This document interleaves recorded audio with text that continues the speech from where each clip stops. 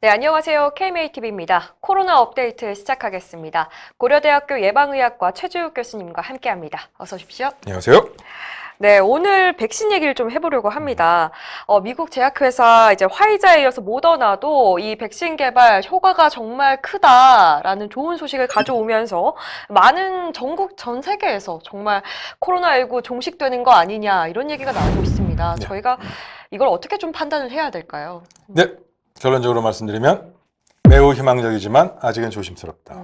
그리고 특정 회사 두 회사를 갖고 모든 것을 판단하기는 아직 이르다. 자, 이렇게 먼저 정리를 하고요. 말씀을 좀 드리도록 일단은 하겠습니다. 조심스럽다라고 시작을 하셨습니다. 네.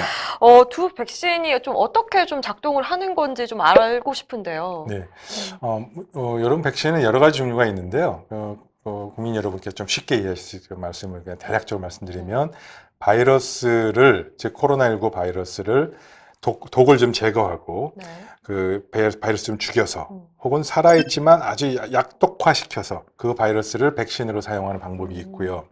근데 그렇게 하면은 좀 이제 복잡합니다. 그리고 뭐 대량 배양 시설도 있어야 되고 그렇지만 그런 거 말고 또 다른 방법이 바이러스의 특정 성분인 RNA 성분, 네. 그 중에서도 메신저 RNA라고 이제 이 단백질을 형성하는 데 관련된 그 네. 특정 부위를 골라서 그 부위를 대량 복제해서 생산해서 만드는 것이 RNA 백신이라고 합니다. 메신저 RNA 백신. 그 메신저 RNA 백신의 종류가 이번 모더나 화이자 백신이 같은 네. 종류고요.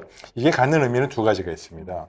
첫째, 이 유전자 정보만 정확하게 갖고 있으면 바로 바이러스 연구나 이런 배양을 하지 않더라도 바로 즉각적으로 그 특정 유전자 정보를 뽑아서 네. 백신 후보 물질을 여러 개를 만들어서 테스팅을 해볼 수 있다. 실험실 공간에서. 네. 그런 용이성이 있고요. 두 번째로 그 중에서 지금 모더나나 화이자처럼 생산이 성공적으로 개발이 된다면 대량 생산도 좀 용이하죠. 그리고 그렇죠. 그 유전자 정보만 제공되면 네. 다른 나라에서 그 적합한 시설을 갖고 있으면 그 나라에서 위탁 생산도 쉽게 할 수 있습니다. 자, 그런 점이 RNA 백신의 좋은 이제 첫 번째 특징이고요. 네. 두 번째는 조금 불안한 얘기인데 이 메신저 RNA 백신이라는 것은 전 세계에서 처음으로 상용화되는 새로운 방식의 백신입니다. 부작용을 모른다는 겁니까? 그렇죠. 그래도 웬만한 부작용이나 이런 부분들은 이제 예측 가능한 범위 내에서는 기존에 아까 얘기한 뭐 생백신, 사백신 이런 것보다는 좀 그래도 크지 않을 거라고 예측은 합니다만 그건 네. 예측이고요. 네. 아직 인류가 처음 겪어보는 백신이니까 불확실성은 여전히 존재합니다. 그런 점이 좀 안타까운 점이기도 하죠. 네. 둘 다 90%, 95% 이렇게 예방 효과가 맞습니다. 있다고 알려져 네. 있고요. 이게 예방 효과가 있다고 그래서 항체가 95% 생겼다. 그리고 항체가 뭐 6개월, 1년 지속된다. 그런 뜻은 전혀 아닙니다. 이건 단지 중간 결과고요. 백신을 맞은 그룹하고 네. 가짜 백신을 맞은 그룹을 사람을 섞어서 본인이 무슨 백신 맞는지 모르게 이제 실험을 합니다. 네. 그랬더니 놀랍게도 모더나의 경우에 95명의 감염 환자가 발생했는데 90명은 코로나 백신이 아닌 가짜 백신을 맞은 사람에서 90명이나 발생했고 코로나 백신 맞은 사람 중에서는 5명밖에 안 생겼어요. 이제 그걸 비율을 구하면 94.5%의 예방 네. 효과가 있다라고 이제 판단하는 것이고요. 그렇지만 다시 한번 말씀드리지만 이는 중간 결과가 불과합니다.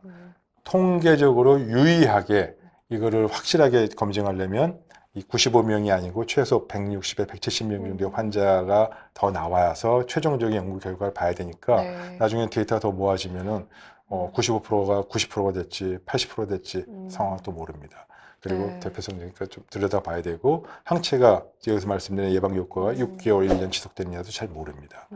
따라서 아직은 이 부분을 갖고 그냥 쉽게 말씀드려서 이 백신을 살까요 말까요 판단할 상황은 아니고요. 저 회사께 좋을까요 나쁠까요 아직 판단하기 어렵고요.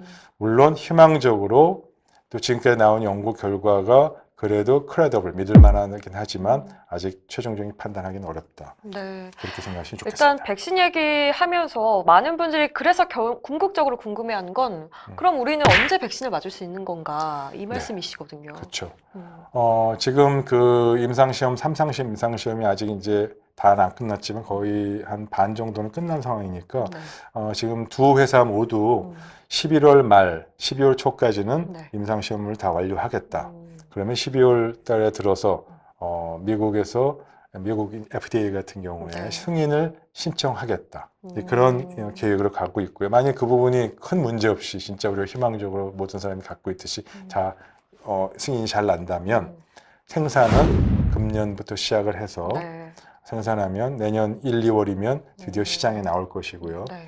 물론 그 1, 2월에 백신이 나온다 하더라도 두 회사 중에 어떤 거가 될지 혹은 또 제3의 회사가 될지 네. 모르겠습니다. 나온다면 선진국부터 먼저 갈 거고 우리나라까지 오는 데는 시간적 차이가 꽤 발생하겠죠. 걸리겠죠. 네, 그래서 한두 달 더 지나야 될 거고 어찌됐건 내년도 상반기 정도 되면 그래도 우리도 백신을 맞을 수 있는 계기가 되지 않을까 이렇게 싶고요.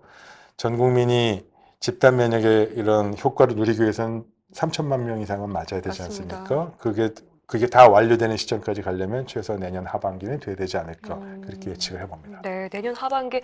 사실 내년에 이제 그렇게 하겠다 정부도 발표한 바가 있습니다. 이 부분 실현될 거라고 확신하시나요? 네, 지금 며칠 전이죠. 그래서는 뭐 방역 당국이